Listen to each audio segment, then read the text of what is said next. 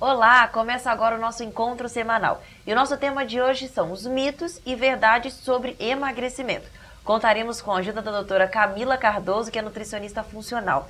Doutora, sobre emagrecimento, qual seria a parcela de responsabilidade da genética e dos hábitos alimentares da pessoa?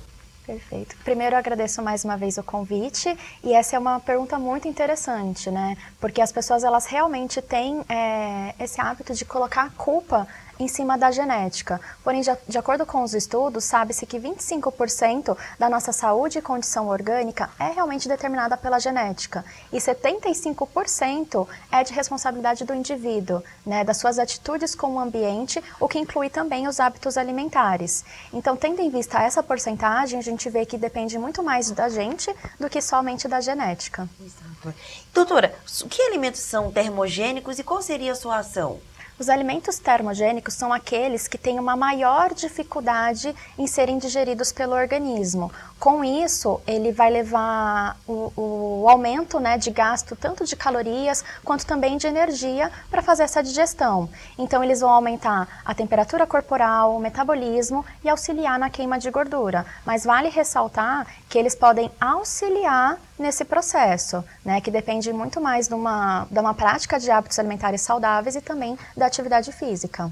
Você poderia nos citar alguns alimentos que são termogênicos? Claro, então a gente tem o chá verde, a pimenta vermelha, o gengibre, a canela, todos eles vão ter essa ação termogênica. Doutora, quais são os hábitos alimentares que normalmente mais nos levam ao ganho de peso? Então, Aline, existem assim diversos hábitos alimentares que podem estar influenciando nesse aumento de peso, né? Vai variar bastante de acordo com cada caso.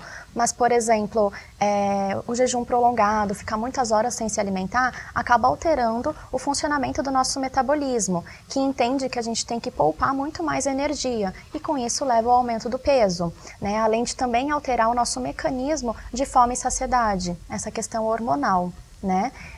Outro exemplo muito comum também é as pessoas substituírem o açúcar pelo adoçante e pelos produtos diet, né, a fim de diminuir a ingestão de calorias, né? Mas o que acontece é que também tem uma alteração no nosso metabolismo, e alguns estudos já mostram que essa alteração pode levar ao aparecimento de doenças como diabetes e inclusive a obesidade, né? E um dos mecanismos para explicar essa questão é que, ao consumir os adoçantes, a gente ativa receptores presentes tanto na nossa língua como também no nosso intestino, fazendo com que a gente consuma alimentos muito mais doces e também tenha uma absorção de glicose muito maior, né? O que vai levar também ao aumento do peso.